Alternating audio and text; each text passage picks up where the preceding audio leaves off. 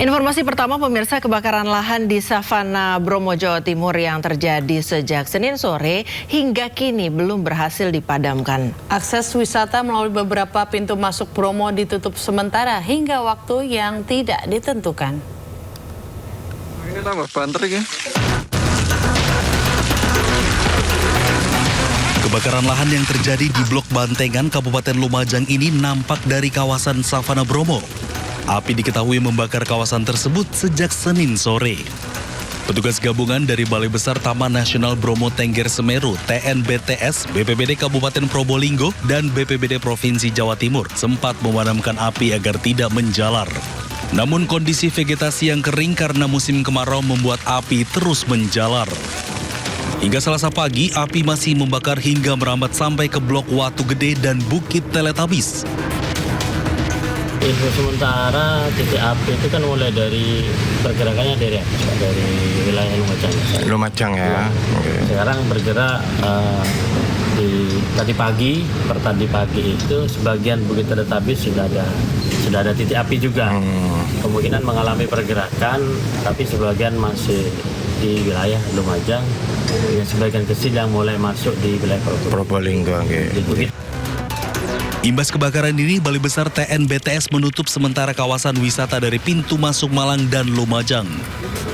Sedangkan dari pintu masuk Cemoro, Lawang, Probolinggo, dan Tosari, Pasuruan masih dibuka.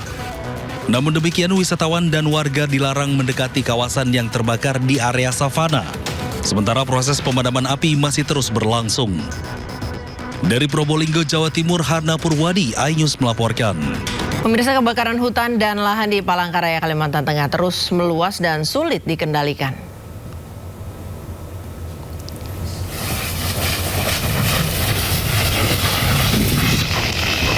Cuaca panas dan angin kencang serta lahan gambut yang kondisinya kering membuat api dengan cepat menjalar.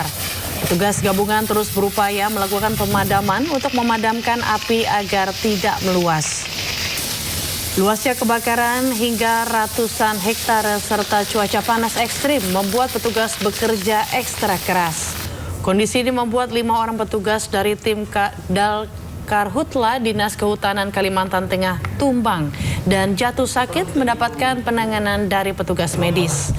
Meski sejumlah petugas tumbang dan jatuh sakit, namun upaya pemadaman terus dilakukan oleh petugas gabungan lainnya untuk memadamkan kebakaran hutan dan lahan.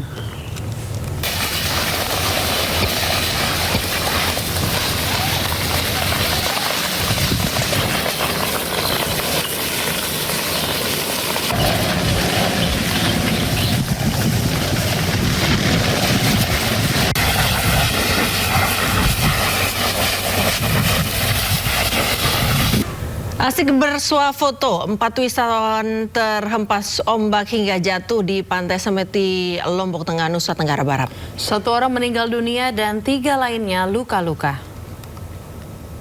Dede anu lalu rete piku. Telangan bilain. Tuh jaga lain. Evakuasi seorang wisatawan yang jatuh dari tebing di Pantai Semeti, Desa Mekarsari, Kecamatan Praia Barat, Lombok Tengah berlangsung dramatis. Dengan lali. Warga dan nelayan harus ekstra hati-hati karena terjangan ombak yang datang tiba-tiba. Kemplung doang dia. Sabar. Wah. Korban wanita bernama Sabira baru bisa dievakuasi setelah jasadnya digiring ke laut jauh dari tebing. Sebelumnya, korban Sabira asal desa Sekotong, Lombok Barat, bersama 3 temannya tengah berwisata di Pantai Semeti. Saat bersuah foto, korban terhempas ombak yang datang tiba-tiba hingga jatuh ke laut. 3 temannya yang berusaha menolong terluka dan syok. Pukul 13.00, unit siaga SAR Mandalika menerima laporan dan selanjutnya tim rescue diberangkatkan menuju lokasi. Pada saat perjalanan, tim rescue menerima informasi dari pelapor bahwa korban telah berhasil ditemukan dan selanjutnya dievakuasi ke klinik Selong Medical Service Selong Blanak, Lombok Tengah. Jasad korban dan 3 korban luka kemudian dibawa ke klinik sebelum diserahkan ke pihak keluarga. Tim SAR mengimbau masyarakat dan wisatawan agar berhati-hati saat beraktivitas di kawasan tebing pantai, terutama saat berfoto guna menghindari kejadian serupa terulang. Dari Lombok Tengah, Nusa Tenggara Barat, Emma Widiawati, iNews melaporkan. Pemirsa, seorang warga Tulungagung menjadi salah satu korban meninggal dunia dalam tragedi kebakaran kapal motor penumpang Mutiara Sentosa II di perairan utara Pulau Madura. Korban merupakan sopir truk ekspedisi yang sedang mengantarkan muatan menuju Makassar.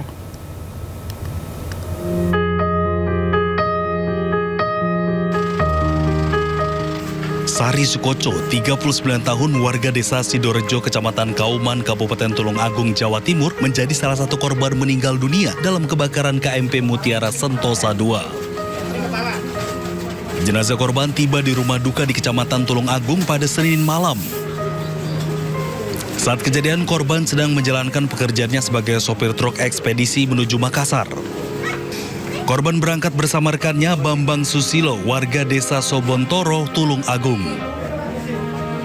Saat kebakaran semakin membesar, ia mengajak korban untuk melompat ke laut, tetapi korban hanya mengangguk sambil tersenyum. Menurut Bambang yang telah 8 tahun bekerja bersama, korban dikenal sebagai sosok yang tenang dalam bekerja.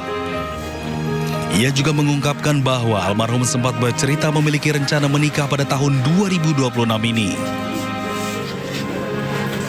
Lompat ke air, saya duluan, beliaunya saya ajak, cuma mengganggu aja. Saya bilangin, Mas ayo, nanti aja.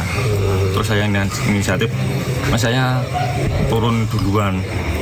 Beliaunya cuma senyum sambil mengangguk, terus saya lompat itu, Bang. Itu sudah pakai pelampung atau? Semuanya sudah pakai pelampung. Nah, orangnya beliaunya itu ya asik lah orangnya, santai aja gitu.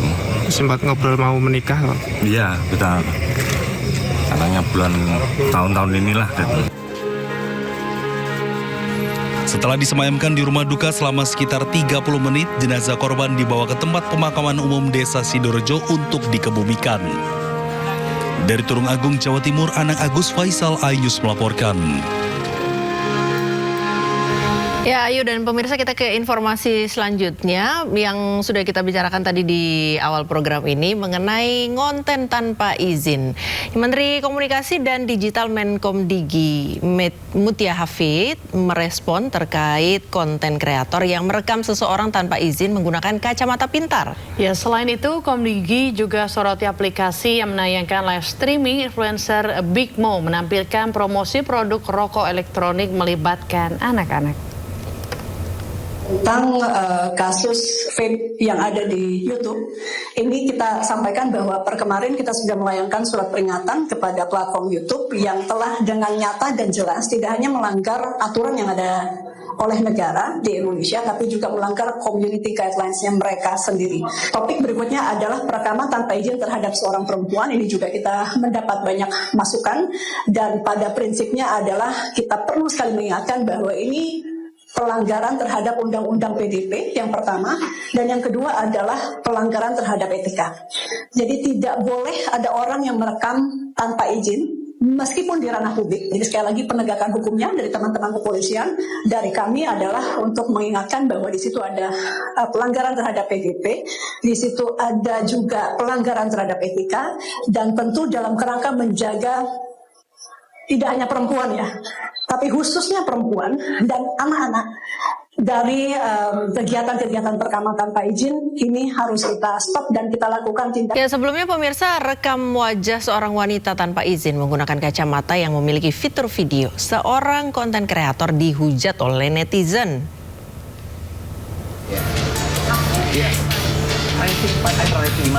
Inilah sebuah konten yang jadi diskusi di dunia maya. Konten tersebut berisi wawancara langsung terhadap seorang wanita yang baru dikenal tanpa izin. Dengan alasan public space, seorang kreator bernama Brian Ebem berkesimpulan dia bebas ngonten dengan siapapun. Usai viral di media sosial, polemik pun terjadi. Pasalnya seorang wanita yang menjadi objek protes dan bersuara menghubungi kreator Brian Ebem di media sosialnya.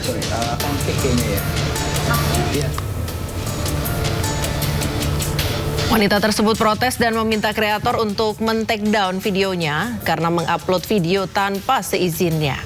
Alasannya karena video diupload tanpa persetujuan awal, tidak dijelaskan konten yang dibuat tentang apa, bagaimana, dan tidak diberitahu juga bahwa video tersebut direkam dengan kamera tersembunyi fitur kacamata. Akan tetapi permintaan wanita tersebut justru dijawab dengan permintaan sang kreator yang dianggap tidak masuk akal. Sang kreator menjawab, kalau mau take down boleh saja, tapi ada biaya kos yang perlu di-pay atas biaya produksi videonya.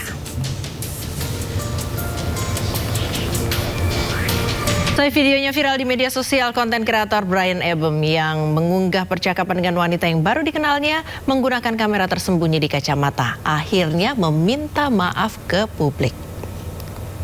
Ini sedang ramai terjadinya kegaduhan. Sebelumnya Brian, saya ingin minta maaf atas semua kesalahan yang timbul dari kelakuan saya. Saya tidak membenarkan, saya hanya meminta maaf atas semua pihak yang merasa dirugikan. Saya seharusnya memang tidak mengatakan atas ada biaya produksi ataupun kata-kata lain yang saya sampaikan di komen. Lagi-lagi saya hanya meminta maaf dan mengklarifikasi semua tuduhan, semua narasi yang beredar di sosial media. Kedepannya saya akan lebih hati-hati lagi dalam memposting video konten yang saya buat. Dikenal sebagai maklar kasus dan kawan dekat Febri Adriansyah, Kejagung meminta LPSK melindungi Ferry Yanto Hongki Riwang. Sementara menurut pengacara Don Rito, Ferry justru biang kerok penyebab Febri dan Don Rito tersandung kasus korupsi.